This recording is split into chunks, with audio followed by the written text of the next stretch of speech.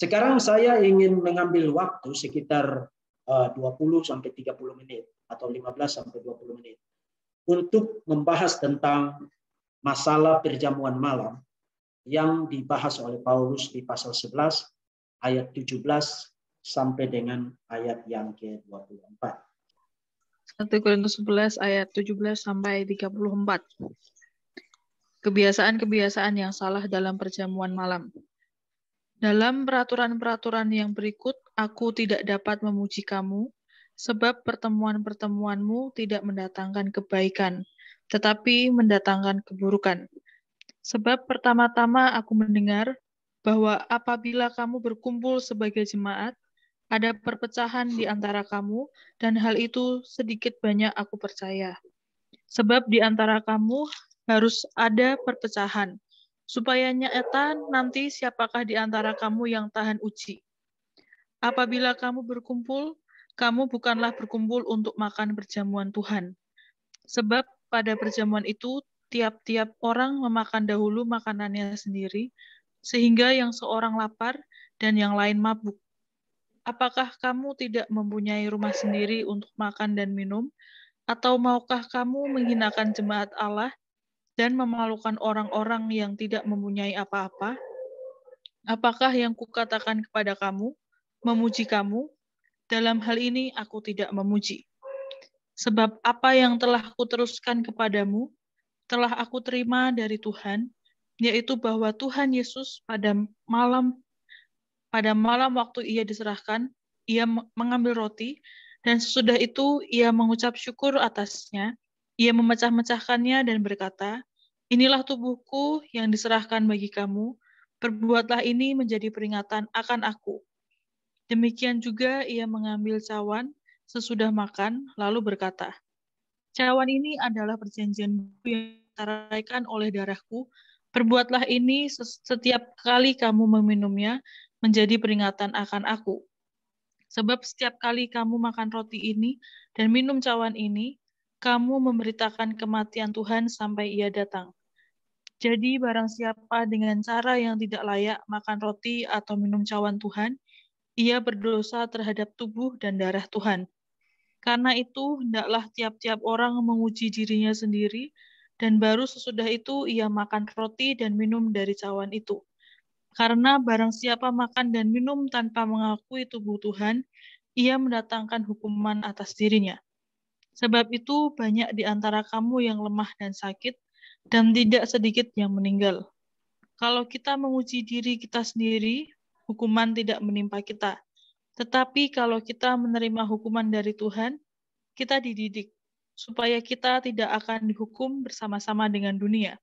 Karena itu, saudara-saudaraku, jika kamu berkumpul untuk makan, nantikanlah olehmu seorang akan yang lain.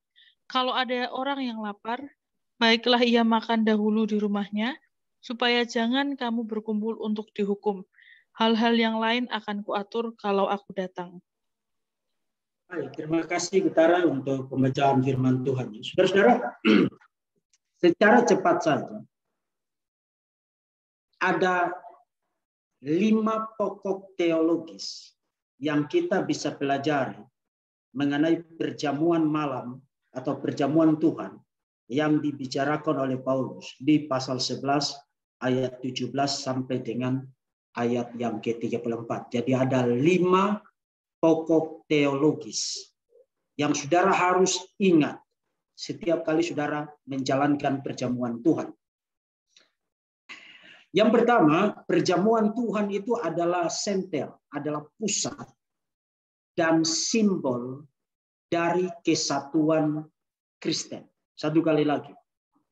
Perjamuan Tuhan adalah pusat dan simbol dari kesatuan Kristen. Itu saudara bisa baca di dalam pasal 11 ayat 17 sampai dengan ayat yang ke-22.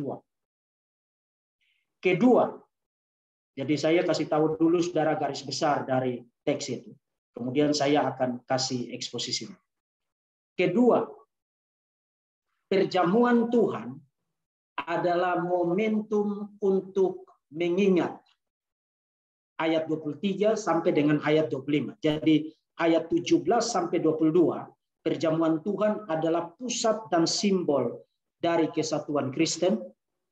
Lalu ayat 23 sampai 25, perjamuan Tuhan adalah momentum untuk remembrance, mengingat.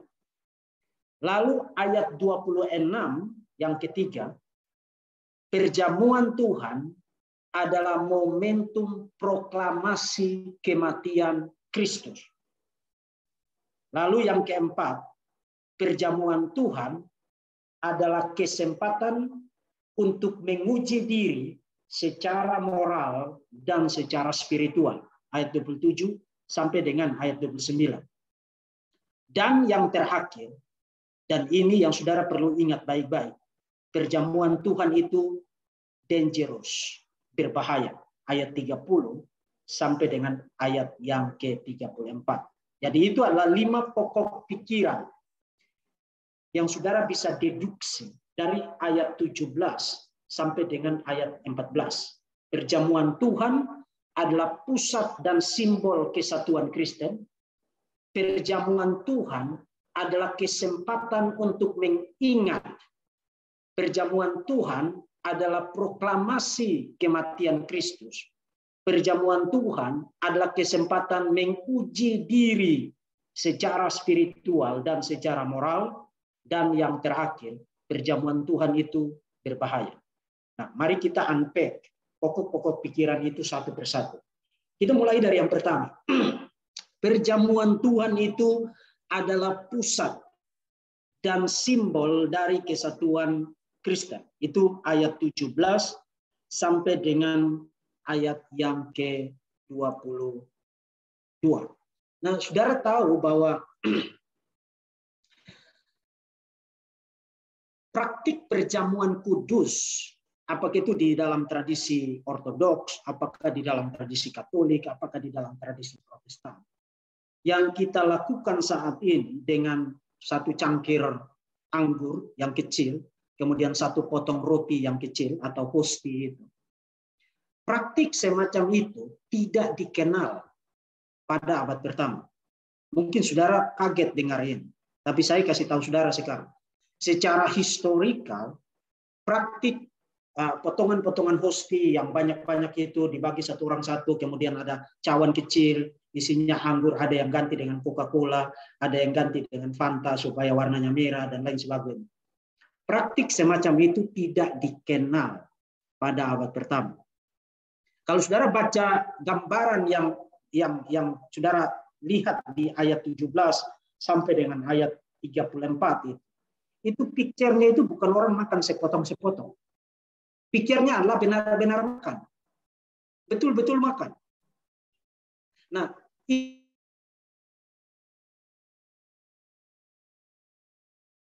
rumah-rumah setiap minggu atau sesuai dengan hari-hari yang mereka tentukan. Setiap kali mereka berkumpul dan beribadah, mereka melaksanakan apa yang disebut dengan perjamuan Tuhan. Dan perjamuan Tuhan yang mereka laksanakan itu adalah makan bersama. Nah, hari ini gereja punya satu praktik yang namanya perjamuan kasih, bukan? Jadi ada momen-momen tertentu, orang bawa makanan sama-sama ke gereja, kemudian semua jemaat makan makanan yang dibawa rame-rame dan makan bersama. Itu disebut apa? Perjamuan kasih. Nah, yang saudara sebut sebagai perjamuan kasih, Itulah perjamuan kudus mereka pada masa itu. Benar-benar makan. Benar-benar makan. Itu picture yang saudara dapat di dalam 1 Korintus pasal 11 ayat 17 sampai dengan ayat yang ke-34. Nanti karena masalah-masalah semacam ini, mulai awal abad kedua, baru orang gantikan perjamuan kudus itu dengan makan sepotong-sepotong itu. Yang sekarang saudara jalankan di gereja-gereja itu. Nah, di dalam dunia Yunani Romawi, sekarang itu kan saudara bekerja berdasarkan perhitungan 7 hari kerja. Jadi 1 minggu itu 7 hari kerja. Di dalam dunia Yunani Romawi, mereka tidak bekerja berdasarkan siklus 7 hari, tapi berdasarkan siklus 10 hari. Jadi kalau saudara berkumpul setiap hari Minggu, itu berarti hari kerja. Itu bukan hari libur seperti yang sekarang. Hari Minggu sekarang itu hari libur, karena kita bekerja berdasarkan siklus 7 hari. Tapi di dalam dunia Yunani Romawi, mereka tidak gunakan siklus 7 hari, tapi siklus 10 hari. Dengan kata lain, hari Minggu itu bukan hari libur buat mereka. Itu hari kerja. Nah, kalau saudara itu orang kaya, yang ongkang-ongkang kaki, tidak perlu bekerja keras, tidak perlu ikut jam kerja, maka saudara bisa datang lebih awal. Kemudian karena saudara orang kaya, lalu saudara bawa makanan yang enak, bawa minuman yang enak, dan karena saudara datang lebih awal, maka saudara makan duluan. Nah, bayangkan kalau saudara itu pekerja kasar, budak, penggarap di ladang orang, atau bekerja ikut orang, karyawannya orang. Saudara harus tunggu sampai jam kerja itu selesai. Dan karena saudara itu orang dengan tingkat ekonomi yang lemah lembut, maka otomatis saudara tidak bisa bawa makanan yang enak-enak untuk datang di dalam pertemuan itu, bukan? Jadi saudara datang itu yang kaya-kaya itu sudah selesai makan, mereka sudah kenyang, bahkan ada di antara mereka yang sudah mabuk. Kemudian baru saudara datang. Dan kemudian saudara makan makanan yang ala kadarnya, yang saudara bawa. Kemudian saudara duduk terpisah di situ, yang kaya-kaya itu duduk di sebelah kanan. Nah, saya tanya saudara, itu persekutuan macam apa? Itu persekutuan macam apa? Dan itulah sebabnya di ayat 17, Paulus bilang begini, dalam peraturan-peraturan yang berikut, aku tidak memuji kamu, sebab pertemuan-pertemuanmu tidak mendatangkan kebaikan, tapi mendatangkan keburukan. Nah, ini satu pernyataan yang sangat keras.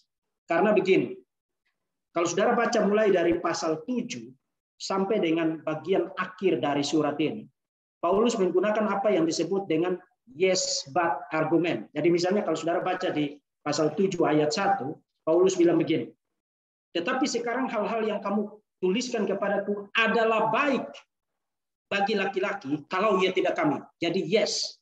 Tapi di ayat 2, tetapi mengingat bahaya percabulan. Jadi ada yes-nya dan ada but-nya. Kemudian pasal 8 ayat 1 sampai 6 tentang makanan persembahan berhala, kita punya pengetahuan. Lalu di ayat 7 Paulus bilang begini. Di pasal 8 ayat yang ke-7 Paulus bilang begini. Tetapi bukan semua orang yang mempunyai pengetahuan itu. Jadi ada yes-nya, ada but-nya. Pasal 11 ayat 1 dan ayat 2 kalau saudara baca, aku mau supaya aku harus memuji kamu sebab dalam segala sesuatu kamu tetap mengingat akan aku dan teguh berpegang pada ajaran yang kuteruskan kepadamu. Ayat 3, tetapi aku mau. Jadi ada yes-nya, ada but-nya. Nah, kalau saudara baca pasal 11 ayat 17 sampai dengan ayat 34, itu hanya ada but, tapi tidak ada yes. Hanya ada teguran, tapi tidak ada pujian buat mereka. Nah, kenapa Paulus gunakan yes but argumen di dalam surat ini? Ingat, kalau saudara baca mulai dari pasal 1, ini jemaat ini sudah terancam bubar. Masing-masing orang membentuk kelompok sendiri sebagai rival satu sama lain. Jadi sebagai seorang gembala, sebagai seorang rasul, Paulus berupaya menyatukan mereka. Ya, kamu benar, kamu benar, kamu benar. But, jadi mengajak mereka untuk berupaya melihat perspektif dari setiap kelompok itu, supaya menyatukan mereka. Tapi sampai pada poin ini, sampai pada titik ini, Paulus bilang, saya tidak lihat apapun yang baik, yang saya mau puji kamu. Untuk hal ini, aku tidak dapat memuji kamu, sebab pertemuan-pertemuanmu tidak mendatangkan kebaikan, tapi mendatangkan keburukan. Nah, kenapa Paulus sama sekali tidak melihat ada secuil pun hal baik yang dia bisa puji mereka di sini? Karena Paulus mempresposisikan perjamuan Tuhan ini adalah pusat dan simbol dari kesatuan Kristen. Karena di pasal 10, kalau saudara baca mulai dari ayat 14 sampai dengan ayat 17, gereja itu disimbolkan seperti satu helai roti. Jadi satu helai roti yang besar, yang kemudian nanti dibagi-bagi untuk jemaat. Jadi waktu mereka memecah belah roti itu, satu helai roti yang besar itu mengasumsikan bahwa ada kesatuan, dan kesatuan itu bermanfaat untuk semua anggota yang ada di dalamnya. Nah, saudara tahu kenapa perjamuan Tuhan yang kita adakan sekarang itu kehilangan simbol itu? Karena saudara datang, tidak lagi melihat kesatuan itu. Karena saudara datang, kemudian ada hosti yang kecil-kecil, jadi sudah terpecah-pecah. Kesatuannya di mana? Unity-nya di mana? Simbol dari unity-nya itu di mana? Saudara, kehilangan simbol penting itu dari tradisi perjamuan kita saat ini. Pada abad pertama, simbol dari unity itu adalah satu helai roti yang besar itu. Kemudian nanti baru dipecah-pecah sebagai simbol. Ini satu, bukan terdiri dari banyak, tapi satu untuk banyak orang. Itu yang digambarkan melalui simbol yang dibicarakan di dalam pasal 10. Ayat yang ke-14 sampai dengan ayat yang ke-17. Misalnya di ayat 17, karena roti adalah satu, maka kita sekalipun banyak adalah satu tubuh, karena kita semua mendapatkan bagian-bagian dalam roti yang satu itu. Jadi satu helai roti yang besar itu simbol dari satu gereja, satu tubuh yang kemudian dibagi-bagikan untuk setiap members. Tapi di dalam pertemuan ibadah yang di dalamnya mereka menjalankan perjamuan Tuhan ini, di mana lagi unity? Di mana lagi kesatuan? Itu sebabnya Paulus bilang, saya tidak lihat apapun yang baik yang saya bisa puji dari kamu setiap kali kamu menjalankan perjamuan Tuhan. Karena sekarang kamu datang untuk makan dan minum, mengenyangkan diri sendiri, dan malah menimbulkan semakin besar skisma di dalam jemaat. Kamu yang kaya-kaya datang kemudian makan yang enak-enak, kemudian sudah menjadi mabuk. Yang miskin-miskin ini datang kemudian duduk di pojokan sana dan mereka makan ala kadarnya, dan kamu menyebut itu persekutuan. Kamu menyebut itu sebagai satu tubuh. Kamu menyebut itu sebagai satu ibadah. Ibadah apa itu?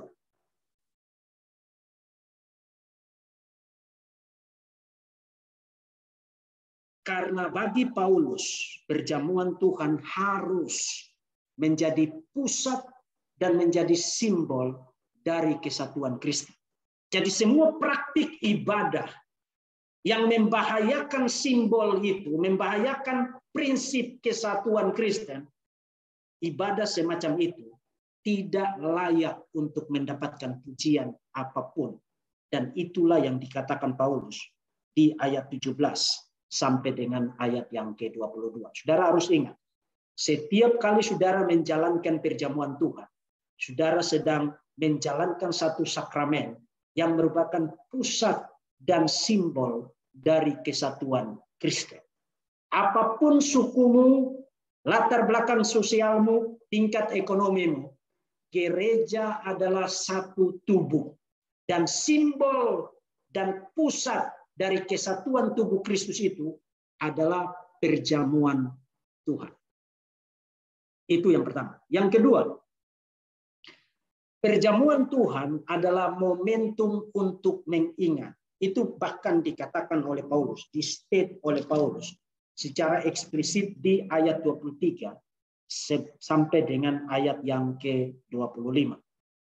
Sebab apa yang telah kuteruskan kepadamu telah aku terima dari Tuhan, yaitu bahwa Tuhan Yesus pada malam waktu ia diserahkan, mengambil roti, dan sesudah itu ia mengucap syukur atasnya. Ia memecah-mecahkannya dan berkata, inilah tubuhku yang diserahkan bagimu. Perbuatlah ini menjadi peringatan akan aku. Demikian juga ia mengambil cawan sesudah makan lalu berkata, cawan ini adalah perjanjian baru, New Covenant, yang dimateraikan oleh darahku.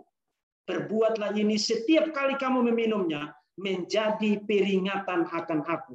Nah, saudara, yang sangat memalukan dari sejarah gereja adalah ratusan tahun sejak reformasi, gereja sibuk berdebat tentang satu klausa penting, satu klausa yang muncul di ayat 23. Inilah tubuhku. Kemudian nanti muncul di ayat 25. Cawan ini adalah perjanjian baru yang dimateraikan oleh darahku. Jadi mereka berdebat tentang apa yang dimaksudkan dengan inilah tubuhku. Apakah roti ini secara misterius pada saat perjamuan itu dilaksanakan berubah secara misterius menjadi tubuh dan darah Kristus? Yang satu bilang, oh no, tidak berubah. Tidak berubah, tapi hanya menjadi simbol dari tubuh dan darah Kristus. Dan seterusnya. Berdebat, kemudian terjadi perpecahan. Padahal saudara kalau baca di dalam teks bahasa asli, saudara tahu kata kerja berbentuk perintah di situ itu apa? Perbuatlah ini sebagai remembrance, sebagai peringatan akan aku. Jadi the whole point dari ayat 23 sampai dengan ayat 25 itu bukan inilah tubuhku dan inilah darahku dan seterusnya. Bukan berarti itu tidak penting ya. Tapi penekanan kalimat dari ayat 23, 24, 25 itu ada pada apa? Lakukan ini sebagai peringatan akan aku. Nah, saudara-saudara, tentu saja perjamuan Tuhan itu bukan dilakukan hanya untuk mengingat. Gitu. Sepertinya sepele sekali. Tapi saudara perlu tahu, saudara jangan berpikir bahwa gereja itu tidak gampang untuk melupakan. Seringkali hal yang paling sentral untuk gereja adalah hal yang paling terlupakan di dalam gereja. Satu kali lagi. Seringkali hal yang paling sentral bagi gereja adalah hal yang paling terlupakan di dalam gereja. Satu survei saja. Berapa banyak di antara saudara yang dalam 1 tahun terakhir ini dengar khotbah tentang what is the gospel? Apa itu Injil? Tidak ada.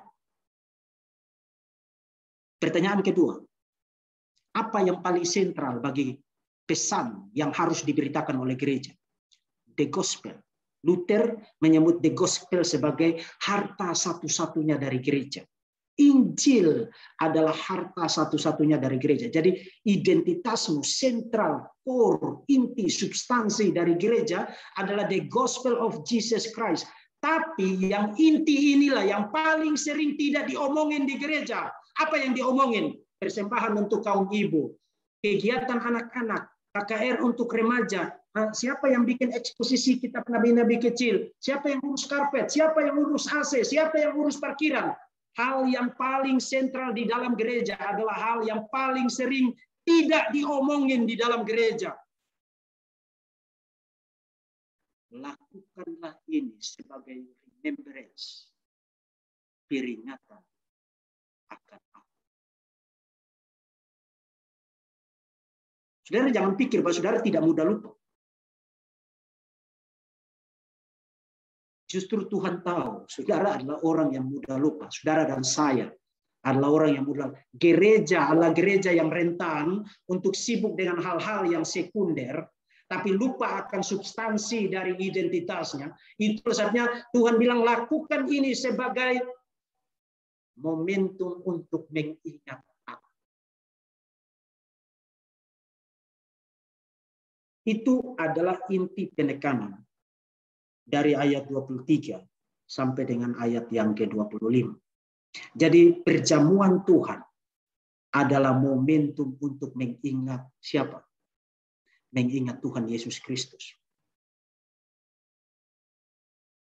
Itu yang kedua. Yang ketiga, perjamuan Tuhan adalah momentum proklamasi tentang kematian Kristus. Itu saudara baca terdapat di dalam ayat yang ke-26.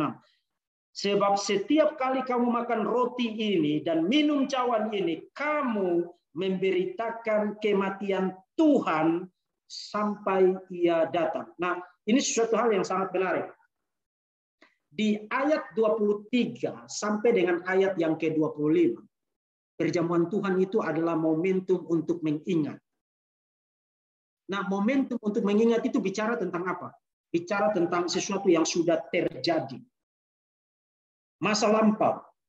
Pada 2000 tahun yang lalu, di atas Bukit Tengkorak itu, di Bukit Kalvari, anak tunggal Allah naik ke atas salib yang kasar itu, merenggangkan nyawanya, menghembuskan nyawanya, kemudian mati secara terhina, satu kali untuk selama-lamanya.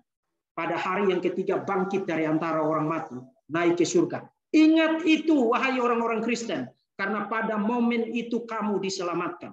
Tanpa momen itu, kita semua celaka. Itu harus selalu kamu ingat.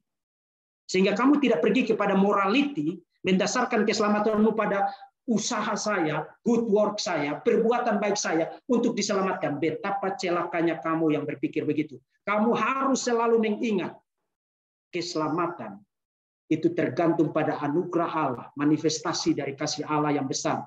Pada salib yang kasar itu harus diingat itu. Satu peristiwa momentum di masa lampau. Tapi di ayat 26 Paulus bilang begini. Sebab setiap kali kamu makan roti ini dan minum cawan ini, kamu memberitakan kematian Tuhan until he come, sampai dia datang. Artinya orientasinya kemana? Ke belakang atau ke depan? Ke depan. Ke depan. Jadi Yesus sudah mati 2000 tahun yang lalu sebagai dasar satu-satunya untuk keselamatan, dan itu harus diingat. Tapi perjamuan Tuhan juga punya fitur futuristik.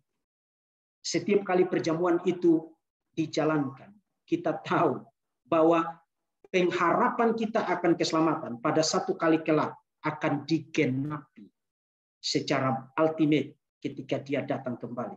Dan setiap kali kita menjalankan perjamuan Tuhan ini, kita memberitakan sentralitas dari the cross, salib Yesus, yang merupakan kehinaan bagi dunia ini. Perjamuan Tuhan adalah proklamasi Injil Tuhan Yesus Kristus. Nah, banyak orang keberatan dengan pembacaan ini karena mereka pikir begini, ya kalau pemberitaan Injil kan yang menjalankan perjamuan Tuhan kan orang-orang Kristen. Injil tidak perlu diberitakan kepada orang yang sudah Kristen. Kamu salah.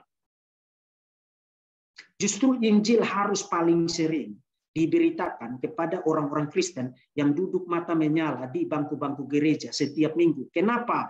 Karena mereka selalu tergoda untuk berpikir bahwa mereka itu good enough, cukup baik untuk bikin Tuhan terpesona dengan mereka. Hari ini saya kasih persembahan 500.000, Tuhan pasti senang dengan saya.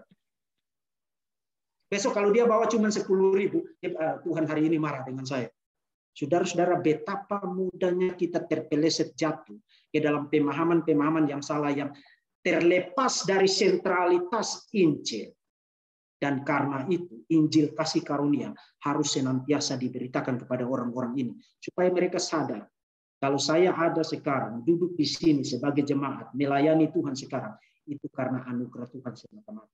Jadi Injil bukan hanya harus diberitakan kepada yang belum selamat supaya diselamatkan, tapi harus diberitakan terus-menerus kepada jemaat supaya mereka ingat siapa mereka dan siapa Tuhan yang sudah menyelamatkan mereka. Until he come, sampai dia datang. Jadi setiap kali saudara makan roti itu dan minum dari cawan itu, saudara sedang memberitakan sentralitas dari iman Kristen, yaitu kematian Yesus yang merupakan sentral dari Injil Tuhan Yesus Kristus.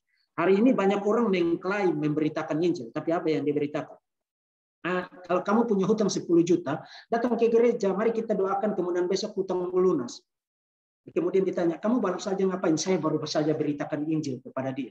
Jadi beritakan Injil berarti kamu bebas dari hutang. Injil adalah good news. Kabar baik. Good news tentang apa? Kabar baik tentang tersedianya jalan keselamatan satu-satunya di dalam Yesus Kristus, terutama melalui penderitaan, kematian, kebangkitan, dan kenaikannya. Tanpa ini, saudara tidak bisa mengklaim memberitakan Injil. Saudara adalah pendusta. Bilang beritakan Injil, tapi tidak memberitakan penderitaan, kematian, kebangkitan, dan kenaikan Yesus. Jadi setiap kali perjamuan Tuhan itu dijalankan, apa yang diberitakan di situ, diproklamasikan di situ? The Gospel. Injil Tuhan Yesus Kristus. Nah, dulu itu ada satu tokoh, bahkan misionaris Katolik yang terkenal, Fransiskus dari Assisi, katanya pernah bilang begini, mari kita beritakan Injil, if necessary, jika perlu, gunakan kata-kata. Memang tidak ada bukti bahwa Fransiskus dari Assisi pernah ngomong begitu. Tapi kalau dia pernah ngomong begitu, dia pasti seorang idiot. Kenapa begitu? Karena yang namanya news, you harus beritakan, announce. Gunakan apa? Gunakan kata-kata. You tidak bisa pergi ke kantor berita pagi, kemudian saudara bilang begini, nah, tolong sampaikan berita pagi hari ini, bila perlu gunakan kata-kata. Saudara tidak akan dapat pujian di situ. Begitu saudara ngomong begitu, mereka akan telepon rumah sakit jiwa untuk angkut saudara. Banyak orang Kristen karena malu menjadi Kristen, tidak mau memberitakan Injil, lalu bilang, yang penting saya beritakan Injil dengan perbuatan saya. No, Injil harus diberitakan dengan kata-kata. Announce Injil, beritakan Injil. Dengan kata-kata, kasih tahu orang-orang, kamu orang berdosa. Satu-satunya pengharapan kamu untuk diselamatkan adalah Tuhan Yesus Kristus. Bertobat sekarang atau kamu pasti masuk neraka. That's it. Saudara bisa gunakan cara yang berbeda, tapi intinya harus begitu. Saudara tidak harus pakai cara saya. Saya mah caranya berbatu-batu begini. Saudara bisa gunakan cara yang lain, tapi intinya begitu. Jadi jangan menyembunyikan kemalasanmu, menyembunyikan kamu malu menjadi orang Kristen, dan kamu tidak mau beritakan Injil. Saya memberitakan Injil melalui pergaulan saya, melalui perbuatan saya. What? Injil adalah news. Dan yang namanya news, berita harus di-announce, harus dikabarkan, harus diomongin. Setiap kali perjamuan Tuhan dijalankan, itu adalah momentum pemberitaan Injil until he come. Jadi sampai kapan saudara dan saya memberitakan Injil? Sampai Tuhan Yesus datang kembali. Itu yang ketiga. Yang keempat, perjamuan Tuhan adalah momentum uji diri spiritual dan moral. Ayat 27 sampai dengan ayat yang ke-29. Jadi barang siapa dengan cara yang tidak layak makan roti dan minum cawan Tuhan, ia berdosa terhadap tubuh dan darah Tuhan. Karena itu hendaklah tiap-tiap orang menguji dirinya, dan baru sesudah itu ia makan roti dan minum dari cawan itu. Karena barang siapa makan dan minum tanpa mengakui tubuh Tuhan, ia mendatangkan hukuman atas dirinya sendiri. Saudara-saudara, setiap kali saudara menerima roti dan anggur itu, sebelum saudara ceplok masuk ke dalam mulut saudara, pastikan saudara punya waktu yang baik.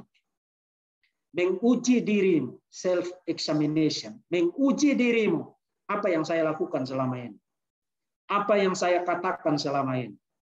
Apa yang telah saya perbuat selama ini?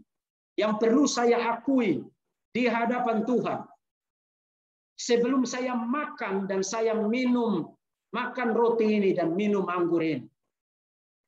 Itulah kegunaan, itulah salah satu fungsi penting dari perjamuan Tuhan. Sebab kalau tidak ada fungsi semacam yang saudara pikir, tidak ada signifikansi semacam yang saudara pikir, oke, yang penting saya datang ibadah.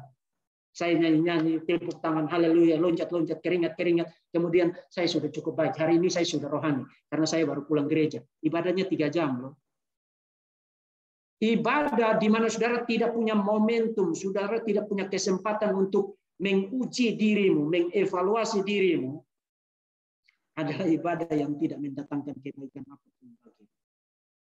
Dan saudara tahu bagaimana anugerah Tuhan menolong saudara untuk tidak terjerumus ke dalam pembenaran diri, self-justification, yang akan menghancurkan dirimu. Anugerah Tuhan itu disediakan melalui alat anugerah yang disebut perjamuan Tuhan. Karena pada saat perjamuan Tuhan itu dijalankan, Tuhan memberi perintah. Uji dirimu terlebih dahulu. Lihat hal-hal yang harus kamu bereskan terlebih dahulu. Pikiranmu, perkataanmu, perbuatanmu, relasi-relasimu, tempat-tempat yang kamu kunjungi, situs-situs yang kamu buka, dan lain sebagainya. Uji dirimu sendiri sebelum makan roti itu dan minum anggur itu. Perjamuan Tuhan adalah momen evaluasi diri secara spiritual dan secara moral. Itu yang keempat. Dan yang terakhir, perjamuan Tuhan itu berbahaya. Saudara-saudara, kalau saudara baca ayat 30 dan seterusnya, sampai dengan ayat 34.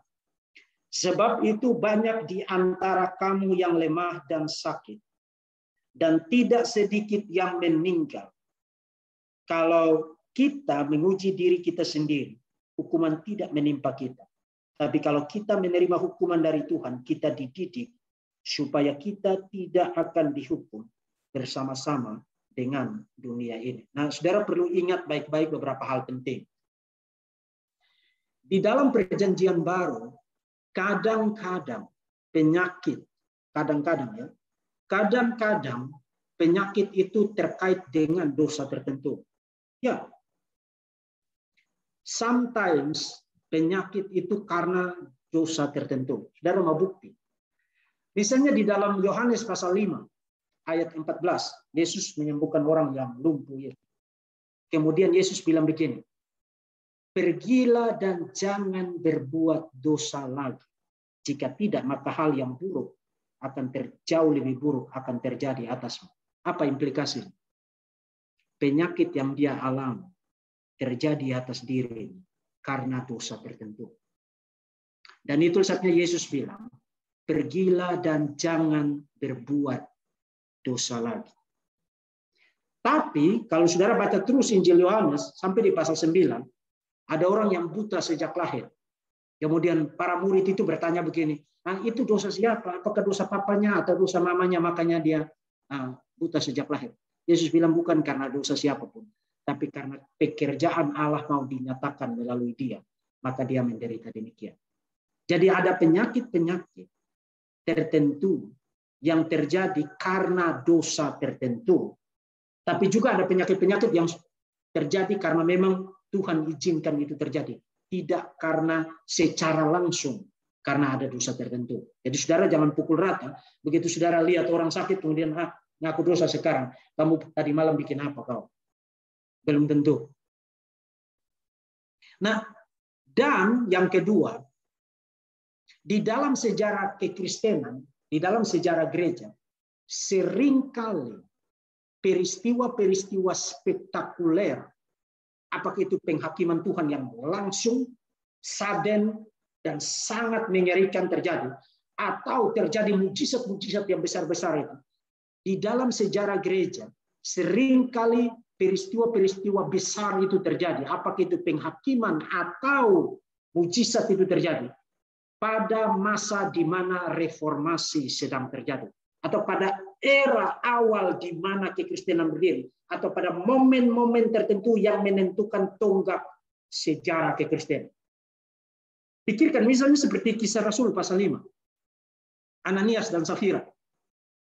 Ananias dan Safira itu begitu berbohong tentang jumlah uang hasil penjualan tanah mereka. Apa yang terjadi?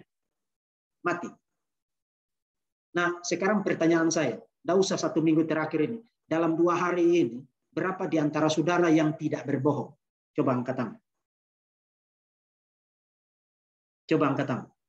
dalam 2 hari ini, atau kita persempit lagi, hari ini, ada di antara saudara yang tidak berbohong? Hati-hati loh, Tuhan lihat.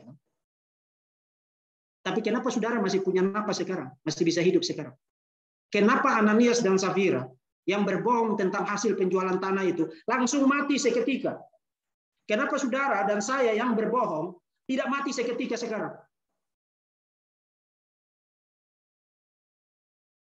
Karena pada momen-momen di mana reformasi terjadi, tonggak-tonggak titik-titik penting di dalam sejarah kekristenan, apakah fondasinya diletakkan atau pada momentum terjadinya sesuatu yang besar di dalam sejarah kekristenan, seringkali Tuhan menyatakan bukan hanya berkatnya secara sangat luar biasa terkelihatan, tapi juga penghakimannya dengan sangat keras. Jadi mungkin kalau kita tidak mengalami langsung penghakiman itu sekarang, itu bukan karena kita lebih baik dari Ananias dan Safira.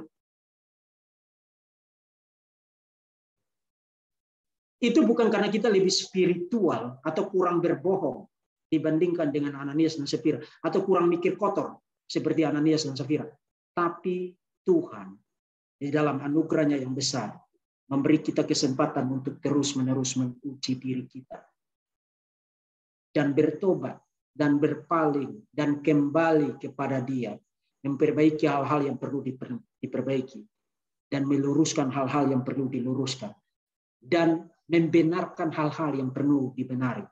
Supaya Tuhan tidak menghakimi kita di dalam hidup ini, sekarang, dan di sini. Kapan momen di mana saudara melihat diri saudara harus menguji diri saudara supaya saudara tidak dihukum oleh Tuhan pada saat perjamuan Tuhan dijalankan. Sebab ingat, perjamuan Tuhan adalah sesuatu yang berbahaya. Sesuatu yang bisa mendatangkan penghakiman atasmu kalau saudara tidak menguji dirimu sendiri seperti yang terdapat di dalam ayat-ayat sebelumnya. Saudara-saudara,